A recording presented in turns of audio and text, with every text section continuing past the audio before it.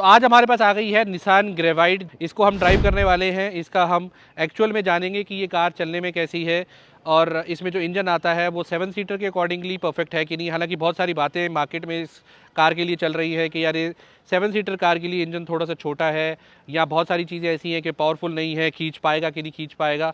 जो बजट है, अगर आपका कंस्ट्रेंट है और एक आप 7 सीटर लेना चाहते हैं तो इससे बेस्ट ऑप्शन आपके लिए नहीं रहेगी। ये क्यों, आप इस वीडियो को जब एंड तक देख लेंगे तो आपको सारी चीज़ें क्लियर हो जाएंगी, क्योंकि हम एक एक चीज़ पर जो है बहुत डिटेल में बात करने वाले हैं। ये कार चलने में कैसी है, फीचर्स इसके कैसे हैं, कितना इंजन आता है, जब 2 लोग चलते हैं तो किस तरीके का परफॉर्म करता है, जब एक्चुअली फुल लोड के साथ चलती है विद लगेज विद 7 सीटर 7 लोगों के साथ, तो गाड़ी चलने में कैसी है, क्यों कंपनी ने जो है इसका टर्बो इंजन मार्केट में नहीं उतारा और वही नेचुरली एस्पिरेटेड इंजन लेके आए जिसकी पावर जो है वो 72 पीएस की है और 96 न्यूटन मीटर टॉर्क के साथ आती है। इसमें आपको जो है AMT ऑप्शन भी मिलता है, ऑटोमेटिक अगर आप लेना चाहते हैं। 5 स्पीड मैनुअल ट्रांसमिशन भी मिलता है। इसकी प्राइसिंग जो है वो 5.65 लाख से शुरू हो जाती है और 8.94 लाख तक जो है इसका टॉप वेरिएंट जाता है, जो इसका एक स्पेशल एडिशन है, जो उसमें आपको 44,000 एक्स्ट्रा देने हैं और उसमें कई आपको एक्सेसरीज जो एक्स्ट्रा मिल जाती हैं। 5 वेरिएंट्स टोटल आते हैं इसमें, अगर आप मैनुअल लेना चाहते हैं। 3 वेरिएंट्स आपको इसमें मिलते हैं अगर आप ऑटोमेटिक यानी कि AMT लेना चाहते हैं। ठीक है, इसी निसान में ही जो हम मैग्नाइट की बात करें तो उसमें आपको टर्बो इंजन का ऑप्शन भी मिलता है, लेकिन यहाँ ग्रेवाइट में आपको टर्बो इंजन का ऑप्शन नहीं दिया गया है। इसी की सिस्टर कंसर्न कंपनी जो रेनो की ट्राइबर है वो इसके जो प्लेटफॉर्म शेयरिंग करती है, एक ही प्लेटफॉर्म पे दोनों कार्स जो बेस्ड हैं। आप निसान ग्रेवाइट के लिए जाएंगे या रेनो की ट्राइबर के लिए जाएंगे, ये आप हमें कमेंट सेक्शन में ज़रूर बताइए। ये कार का जो डिज़ाइन है ओवरऑल वो आगे से जो है काफ़ी उस कार के अकॉर्डिंगली काफ़ी चेंज है। इसका डिज़ाइन और थोड़ा सा ज़्यादा जो मस्कुलर आपको फील होता है। आगे आपको बड़ी सी ग्रेवाइट की बैजिंग देखने को मिलती है। नीचे ग्रिल ऑप्शन काफ़ी बड़ा है और इसमें सबसे इंपॉर्टेंट चीज़ आपको फ्रंट पार्किंग सेंसर्स भी मिल जाते हैं। कंप्लीट आपको LED सेटअप फ्रंट में मिलता है। लेकिन ये जो आपको थोड़े बहुत एलिमेंट्स दिख रहे हैं, ऑरेंज कलर है या साइड में जो जिसके ग्राफिक्स वगैरह हैं, ये आपको स्पेशल एडिशन में ही देखने को मिलेंगे। ये जो मैंने बताया 44,000 एक्स्ट्रा जो आपका उसका जो एसेंटा वेरिएंट है उसी में आपको देखने को मिलेगा। जनरली बाकी सारी कार जो है वो ओवरऑल सेम रहेगी, पर कुछ एलिमेंट जैसे ये ऑरेंज वगैरह जो है ये आपको इसमें एक्स्ट्रा मिल जाएंगे, प्लस उसमें कुछ और एक्सेसरीज हैं जिसके बारे में हम आगे बात करेंगे। अब इसको मैंने जब वीडियो को स्टार्ट किया तो सबसे पहले मैंने बात की थी कि ये इंडिया की मोस्ट अफोर्डेबल 7 सीटर है। अब इंडिया की मोस्ट अफोर्डेबल 7 सीटर है तो इसमें आपको बूट स्पेस कितना मिलता है वो भी आपको मैं सबसे पहले दिखा देता हूँ। अगर आप इसकी पीछे की जो दोनों सीट्स हैं उसको लाई डाउन कर देते हैं तो 625 लीटर्स का आपको इसमें बूट स्पेस देखने को मिलता है। और दूसरी इंपॉर्टेंट चीज़ ये है कि ये इसकी जो सीट्स हैं ये पूरी तरह से रिमूवेबल है। तो इस तरह से आप इसकी जो दोनों सीट्स हैं उसको निकाल करके आप अलग से रिमूव कर सकते हैं और इसके बाद आपको जो स्पेस मिलता है वो 625 लीटर्स का मिलता है। अगर आप इसको रिमूव नहीं करना चाहते उस केस में थोड़ा सा बूट स्पेस जो है कॉम्प्रोमाइज़ हो जाएगा, लेकिन स्टिल आपको 500 लीटर्स प्लस का जो है बूट स्पेस मिलता है। एक बार आपको इसकी रियर लुक भी दिखा देता हूँ। रियर लुक में आप देख सकते हैं कि काफ़ी अच्छी लुक है, प्लस आपको LED का ही पूरा यहाँ पे सेटअप देखने को मिलता है। कुछ लाइट्स ऐसी हैं जो बल्ब के साथ आती हैं, जो रिवर्स लाइट्स हैं वो बल्ब के साथ आती हैं। उसके अलावा बाकी जो लाइट्स हैं वो सारी LED में मिलती हैं। उसके अलावा आपको यहाँ पर rear wiper, defogger, stop lamp और ऊपर जो है आपको रूफ रेल्स मिलती हैं। और रूफ रेल्स एक खास चीज़ ये है वो आपको वर्किंग मिलती है, यानी कि आप इसमें 50 किलोग्राम्स तक की जो है लोड इसमें दे सकते हैं।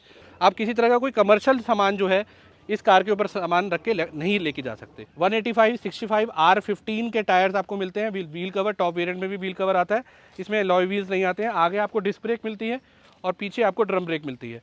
अगेन जो यहाँ पर सेंसर जो है, आप जैसी कार के पास आते हैं कार आप ऑटोमेटिकली अनलॉक हो जाती है, जैसे ही आप कार से दूर जाते हैं तो उसी तरह से ये लॉक हो जाती है। एक बार मैं कार की भी आपको दिखाना चाहूँगा। कुछ इस तरह से की आपको यहाँ पे स्मार्ट की मिलती है लॉक अनलॉक फीचर के साथ, प्लस टेल गेट ओपन करने के लिए और फॉलो मी लैंप के साथ।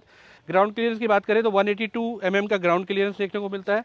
आपको जनरली जो स्टैंडर्ड इसमें वारंटी मिलती है वो 1 साल 3 साल और 1 लाख किलोमीटर की मिलती है। इसको आप 10 ईयर्स तक एक्सटेंड कर सकते हैं, बट उसमें एक चीज़ है जो आपको थोड़ा कंसिडर करनी पड़ेगी कि वो 10 साल की जो एक्सटेंडेड वारंटी है वो आप बाय करेंगे और उसमें आपको जो किलोमीटर्स हैं वो सिर्फ 2 लाख ही मिलने वाले हैं। यानी कि 3 साल और 1 लाख किलोमीटर की स्टैंडर्ड है। अगर आप 10 साल तक एक्सटेंड करते भी हैं तो भी आपको सिर्फ मैक्सिमम 2 लाख तक की ही 2 लाख किलोमीटर तक की ही वारंटी मिलेगी, जो कि बहुत ज़्यादा नहीं है। मेरे हिसाब से इसको और ज़्यादा ऊपर बढ़ाया जाना चाहिए था। अगर 10 ईयर्स दे रहे हैं तो 3 लाख या 5 लाख किलोमीटर तक की देनी चाहिए थी। वेबिनार हुआ था निसान की टॉप ऑफिशियल्स के साथ।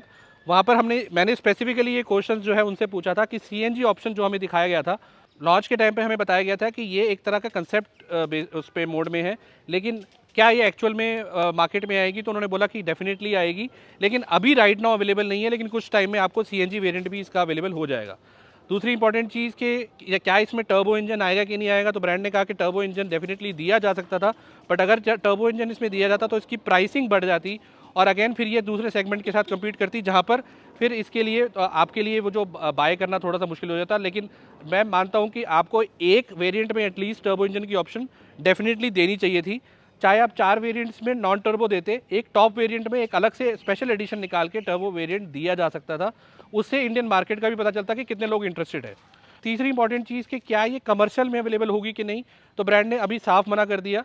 ये इनफैक्ट मैंने खुद क्वेश्चन पूछा था उनसे, तो उन्होंने, ब्रांड ने साफ मना कर दिया कि अभी राइट नाउ उनका कोई प्लान नहीं है इसको कमर्शियल में देने का। बाकी इसके मेंटेनेंस की बात करें तो 40 पैसे पर किलोमीटर की लो कॉस्ट मेंटेनेंस, ऐसा कंपनी का कहना है, आपको मिलती है, यानी कि बहुत ज़्यादा खर्चा आपको इसकी मेंटेनेंस पे नहीं करना पड़ेगा। अब जैसा कि मैंने आपको प्राइसिंग का बताया कि 5.65 लाख से स्टार्ट हो जाती है और 8.94 लाख का टॉप वेरिएंट इसका जाता है। लेकिन अगर हम बात करें कि इसका AMT वेरिएंट जो है वो 7.8 से स्टार्ट हो जाता है, यानी कि 7,80,000 से अगर आप एक ऑटोमेटिक लेना चाहते हैं। ऑटोमेटिक आप उसी केस में लीजिएगा अगर आपको मैनुअल से दिक्कत है, अगर आप मैनुअल बिल्कुल नहीं चला सकते, जैसे कईयों के नीज में प्रॉब्लम होती है या थोड़ी सी एज ज़्यादा होती है, तो वो मैनुअल गियर शिफ्टिंग से अवॉइड करना चाहते हैं, तो फिर वो AMT के लिए जा सकते हैं। अदरवाइज मेरी अगर पर्सनल अगर रिकमेंडेशन देखेंगे तो आई वुड प्रेफर कि आपको 5 स्पीड मैनुअल ट्रांसमिशन के साथ लेनी चाहिए। उसमें एक और चीज़ भी है, वो क्यों लेना चाहिए वो भी मैं अभी बता देता हूँ कि मैनुअल ट्रांसमिशन अगर आप लेते हैं तो उस केस में आपको क्रूज़ कंट्रोल मिलेगा, लेकिन अगर आप इसके AMT के लिए जाते हैं तो वहाँ पर आपको क्रूज़ कंट्रोल नहीं मिलेगा। अब ये क्या लॉजिक है, क्या रीज़न है, ये हमें नहीं पता, मतलब मेरे लिए एक थोड़ा समझना मुश्किल है। दूसरी चीज़, अगर आप कोई भी वेरिएंट लेते हैं और उसको उसमें AMT में स्विच होना चाहते हैं तो डिफरेंस जो है वो 60,000 का है, जो अगेन मुझे थोड़ा सा ज़्यादा लगा। 45,000 से 50,000 के आसपास इसका जो है वो डिफरेंस होना चाहिए था, जो कि 60,000 के आसपास है। तो बेस वेरिएंट से ही आपको कई सारे फीचर्स मिलते हैं, जैसे कि 6 एयरबैग जो है वो स्टैंडर्ड मिलेंगे, TPMS मिलेगा, हिल होल्ड असिस्ट मिलेगा, इंफोटेनमेंट सिस्टम है, या फिर डिजिटल क्लस्टर जो है अंदर जाके मैं आपको दिखाऊंगा कि उसमें थोड़े से चेंजेस जो हुए हैं, लेकिन वो बेस वेरिएंट से ही आपको देखने को मिल जाएंगे। 3 वे आपको AC मिलता है, यानी कि हर रो में आपको यहाँ पर AC देखने को मिलता है, यानी कि अगर आप पिछली सीट पर भी बैठे हैं तो वहाँ पर भी आपको AC का जो प्रॉपर फ्लो देखने को मिलेगा, यानी कि वेंट देखने को मिलेगा। ये बेस वेरिएंट से कई सारी चीज़ें जो ब्रांड ने दे दी हैं, ये अगेन इसकी जो बेस वेरिएंट है वो उसको सबसे ज़्यादा वैल्यू फॉर मनी बनाता है। अगर आपका बजट कंस्ट्रेंट है, आप बहुत ज़्यादा पैसे नहीं खर्च करना चाहते, एक अच्छी 7 सीटर चाहते हैं, तो इसके बेस वेरिएंट के लिए आप जा सकते हैं।